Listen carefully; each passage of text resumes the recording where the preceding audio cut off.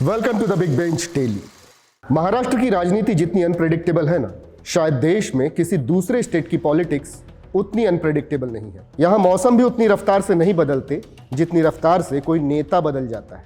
घोर विरोधी भी किसी दिन गलबहियां करते नजर आते हैं, तो दो साथियों में भी कोल्ड वॉर चल रही होती है। लेकिन सब मिलाकर यही सब बातें महाराष्ट्र की पॉलिटिक्स को इंटरेस्टिंग बनाकर रखती है। अब देखिए ना, महाराष्ट्र के एक्स सीएम उद्धव ठाकरे 2.5 साल मुख्यमंत्री की गद्दी पर बैठे थे, अब विपक्ष में बैठे हैं। पार्टी जब हाथ से निकल जाए तो वो अनुभव कितना कड़वा होता है, ये उद्धव ठाकरे से भला बेहतर कौन बता पाएगा। बावजूद इसके वो मुलाकात करने पहुंच गए एक और बागी से। ये विधानसभा सत्र का तीसरा दिन था।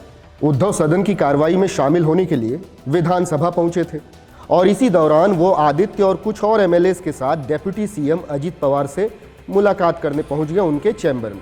इस मुलाकात ने सत्ता पक्ष में बैठे लोगों में एक सस्पेंस क्रिएट कर दिया। आखिर उद्धव ठाकरे को क्या जरूरत पड़ गई थी अजित पवार से मुलाकात करने की। लेकिन ये मुलाकात इसलिए भी अहम थी क्योंकि शरद पवार से बगावत के बाद, शिंदे फडणवीस सरकार में शामिल होने के बाद अजित पवार से पहली बार उद्धव ठाकरे मुलाकात कर रहे थे। ये मुलाकात आधे घंटे चली होगी, लेकिन तब तक सबकी भौहें तनी हुई थी कि आखिर क्या खिचड़ी पक रही है दोनों में। तो इस सस्पेंस से पर्दा भी खुद उद्धव ठाकरे ने ही उठाया। उन्होंने बताया कि एक शिष्टाचार भेंट थी, मतलब कर्टसी मीट। और वैसे भी महाराष्ट्र में अपने ओपोनेंट से भी कॉर्डियल रिश्ते रखने की एक परंपरा सी रही है। राजनीतिक लड़ाई अपनी जगह और व्यक्तिगत रिश्ते अपनी जगह।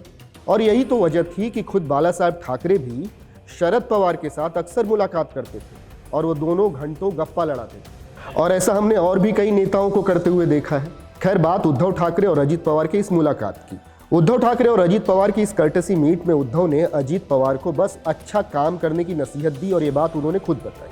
उन्होंने बताया कि अब राज्य के खजाने की चाबी उनके हाथ में है, तो उन्हें बड़ी जिम्मेदारी से अपना काम करना होगा और कॉमन पब्लिक से जुड़े जितने भी इश्यूज हैं उनको प्रायोरिटी देनी है। और उद्धव ठाकरे की नसीहतों को अजित पवार ने भी खुले दिल से लिया। लेकिन यहाँ पर द बिग बेंच पर बैठकर सोचने वाली बात यह है कि जब उद्धव ठाकरे महाराष्ट्र के सीएम थे, तब भी तो फाइनेंस मिनिस्ट्री अजित पवार के ही हाथ में थी ना। उस समय तो उद्धव ठाकरे ने अजित पवार को जरूर बताया होगा कि राज्य के खजाने का इस्तेमाल कब और कहां सटीक ढंग से करना है।